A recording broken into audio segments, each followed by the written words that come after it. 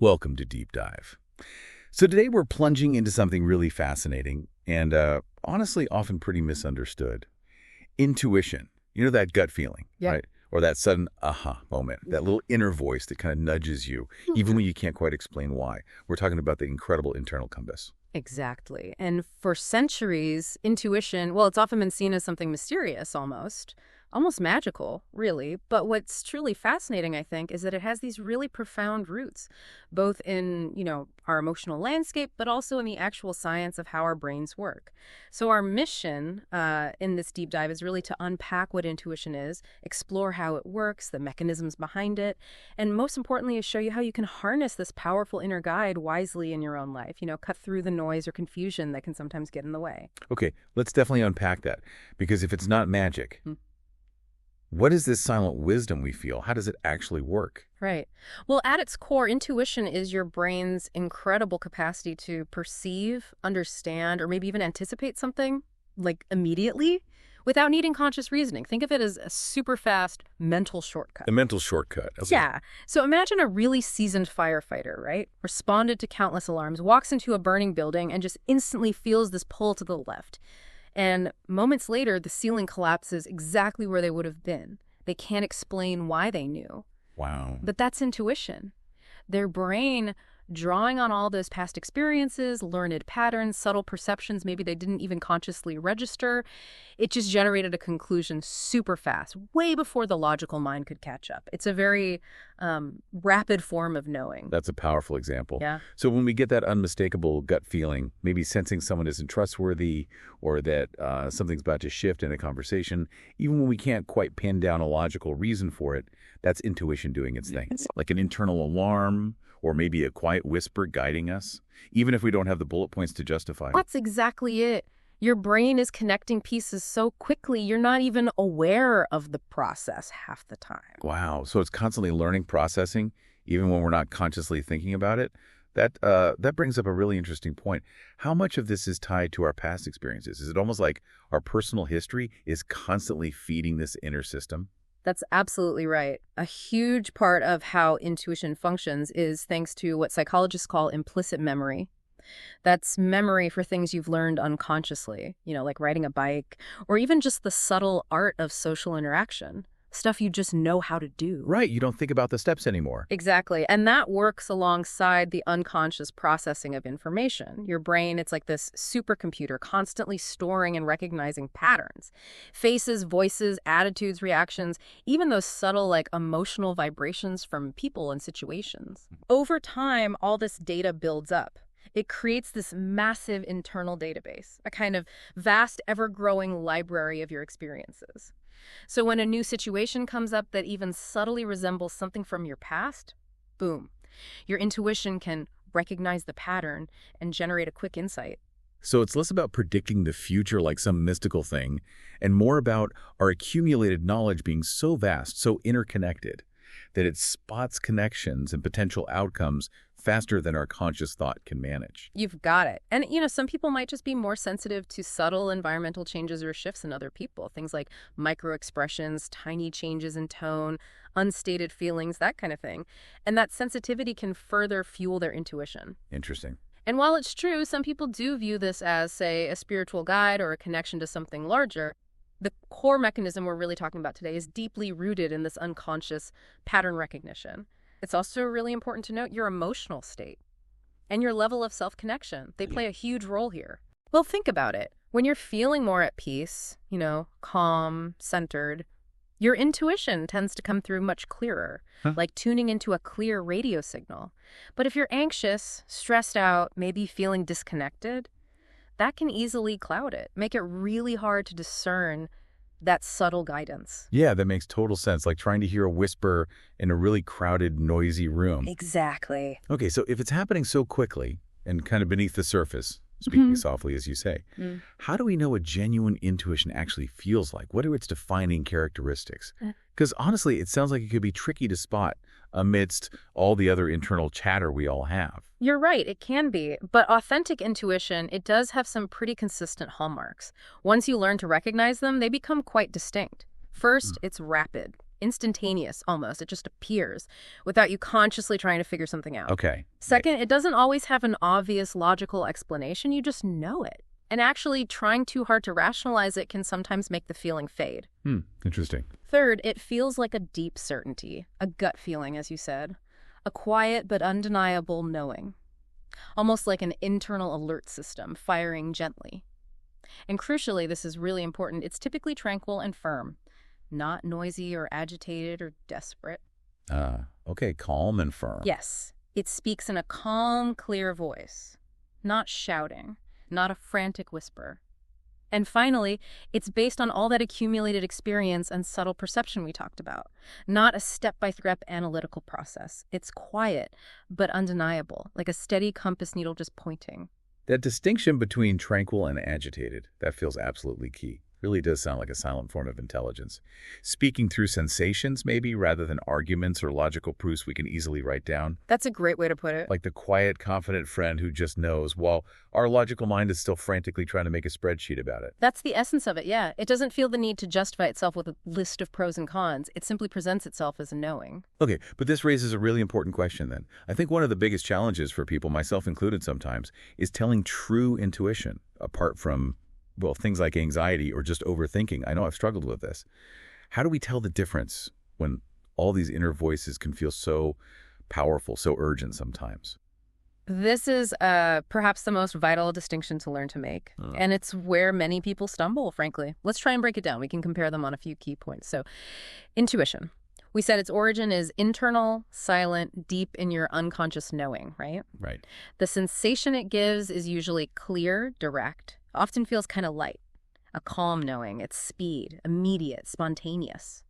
The message is typically a clear do this or pay attention to this, and the reaction it prompts. It's a gentle guidance. It doesn't force or push you. Feels more like an invitation. Okay, clear, direct, calm, immediate, an invitation. Okay. So how does that compare to anxiety? Because anxiety can definitely feel like a strong internal alert too, almost like a warning. It absolutely can feel like that, yes, but its nature is very different.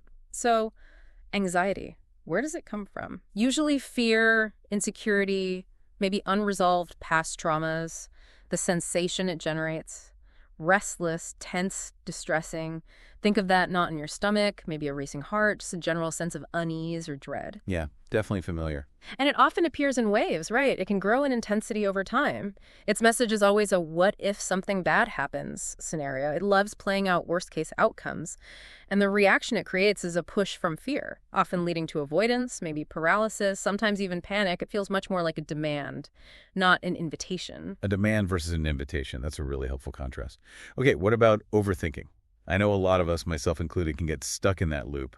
Feels like an endless mental hamster wheel.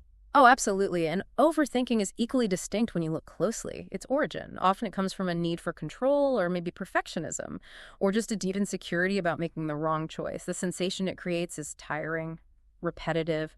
Ultimately, it's often paralyzing. Ugh, yes. Tiring is the word. And it's prolonged, right? Yeah. It's circular. You just go round and round and round in your mind, analyzing every tiny detail, every possibility.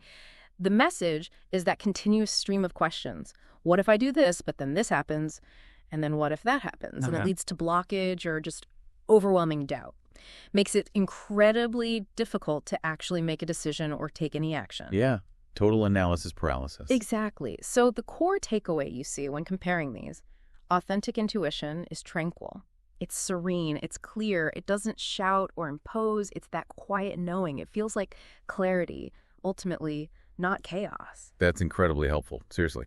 It really highlights the importance for you listening to practice just listening calmly, observing what you feel inside, taking that moment to really try and differentiate these inner voices before reacting seems absolutely crucial. It's not about ignoring anything, but about discerning which voice is which. Precisely. Discernment is key. So, with this deeper understanding now, what are the powerful benefits of actually trusting our intuition? And maybe just as important, where do we need to be cautious? What are the potential pitfalls? Right. Well, there are some significant advantages to really honing and trusting your intuition.